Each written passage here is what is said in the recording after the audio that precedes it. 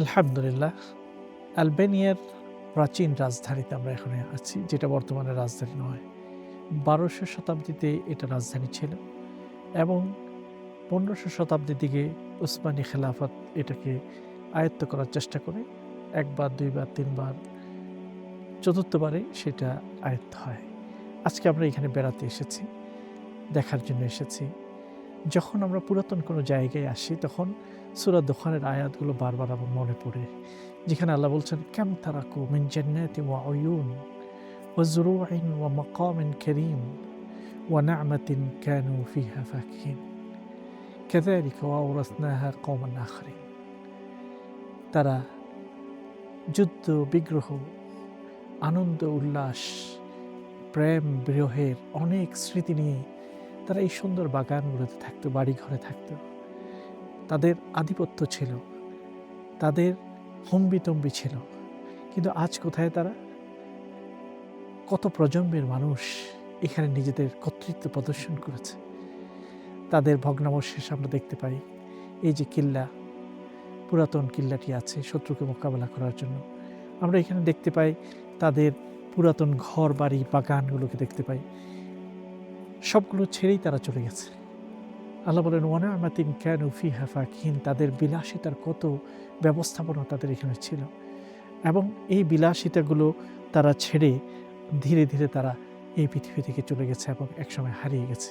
কাযালিকা ওয়া আওরাসনাহা কওমান আখারিন। এভাবেই আমি অন্য আরেক জাতি বা আরেকটি প্রজন্মের হাতে সেগুলোকে তুলে দিয়েছি।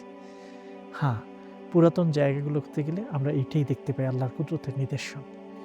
আমাদের হইচই, আমাদের হম্বিতম্বি, আমাদের আধিপত্য, আমাদের কান্না, বিরহ, আমাদের প্রেম বেদনা অথবা আমাদের রাজত্ব যদি পাই, সেগুলো খুবই সংক্ষিপ্ত সময়ের।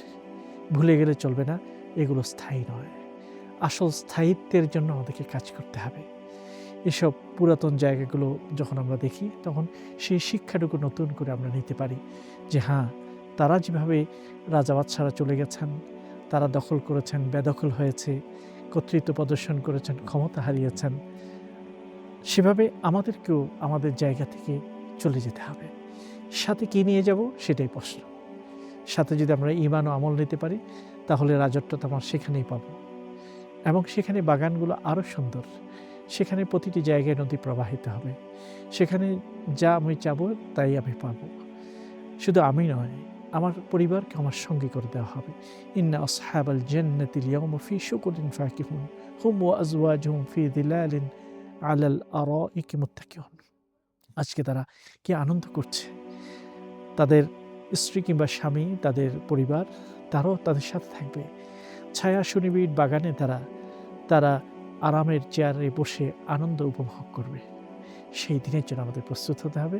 দুনিয়ার রাজত্ব ক্ষণস্থায়ী, এই নিদর্শনগুলো আমাদেরকে বারবার স্মরণ করিয়ে দেয়।